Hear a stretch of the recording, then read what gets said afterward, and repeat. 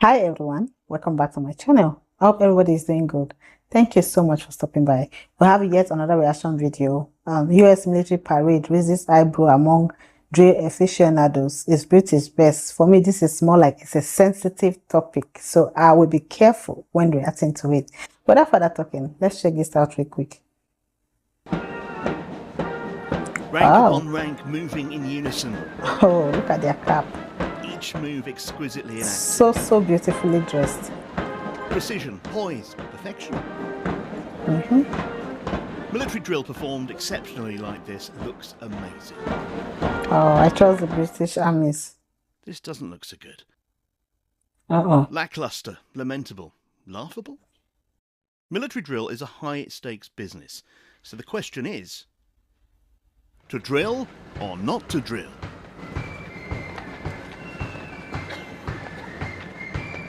Trooping the colour in Britain, officially known as the King's Birthday Parade. It takes place every year at Horse Guards Parade in London on the official birthday of the monarch. And I've been lucky enough to witness this precision spectacle several times, and it never fails to impress me.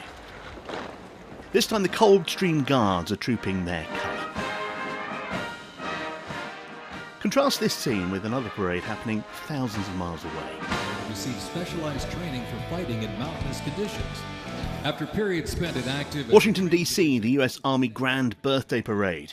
And if I was being unkind, I'd say some of them were ambling rather than marching. And if they can't put the effort in here, what would they be like on the battlefield?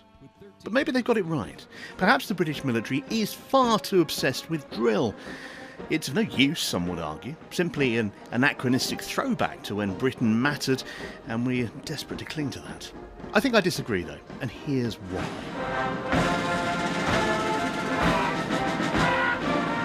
Foot drill, or just drill, goes back thousands of years. Soldiers would march into battle, be expected to gather in a formation, and react to words of command from their commanders once the battle got underway.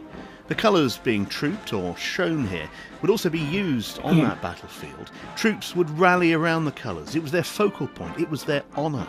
Although this sort of battlefield is consigned to history, modern commanders say learning it fosters military discipline, as it requires instant obedience to commands and synchronised completion of those commands with the others in the unit. A skill set much needed in the modern battle space. Drill also forges a bond within regiments. The Coldstream's colours carry their battle honours, keeping that knowledge alive and relevant to the current crop of guards. Symbolic meanings everywhere. See these axe-wielding mounted troops? They're farriers. After a battle, they would use the point on the axe to dispatch fatally wounded horses, and the axe itself to cut off a hoof, which had the horse's army number inscribed on it, to be given to the quartermaster to prove the horse had died. And drill isn't just for guards regiments. The senior services drill ability was tested in front of the world as they pulled the gun carriage carrying the late Queen at her funeral, here rehearsing before the solemn occasion. Wow. Then there's field gun, dismantling, carrying and reassembling an ancient gun, absolutely of no use practically, except how it develops teamwork and fosters camaraderie. The 7th Infantry Division stationed at Joint Base Lewis McChord has been seeing continuous combat action ever since activation. Which brings us back to the US Army Birthday Parade. And the simple question I've got, if you're going to go to the bother of marching, why not try and do it well? Because let's face it, the image it's projecting here isn't exactly awe-inspiring. A world away from Moscow or Pyongyang. The question I asked at the start of this was to drill or not to drill. Well, that's up to each government or each regime. But if you do it well. Tim Cooper, BFBS Forces News. Wow. Thanks for watching. For more from BFBS Forces News, like and subscribe to our channel. Okay, what I learned in this video, for me, I feel like the US military have been taught not to move with emotions.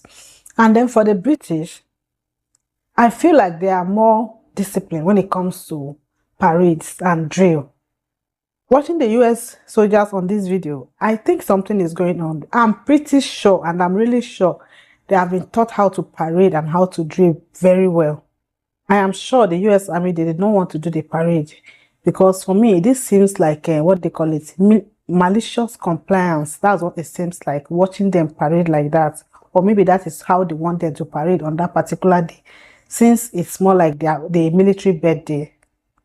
I'm also sensing that the British troop, they are always proud and happy to march, maybe in presence of their king, their queen, something like that.